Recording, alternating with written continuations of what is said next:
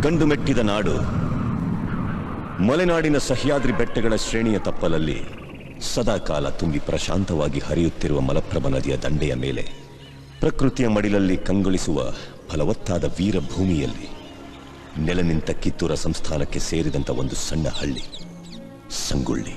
ಈ ಹಳ್ಳಿಯಲ್ಲಿ ವಂಶ ಪಾರಂಪರ್ಯವಾಗಿ ವಾಲಿಕಾರಿಕೆ ವೃತ್ತಿ ಮಾಡುತ್ತಿರುವ ಕುರುಬ ಸಮಾಜದ ದೇಶನಿಷ್ಠ ಕುಟುಂಬದಲ್ಲಿ ಭರಮಣ್ಣ ಹಾಗೂ ಕೆಂಚವ್ವಳ ಮುದ್ದಿನ ಎರಡನೇ ಮಗನಾಗಿ ಹುಟ್ಟಿದವನೇ ಸಂಗೊಳ್ಳಿ ರಾಯಣ್ಣ.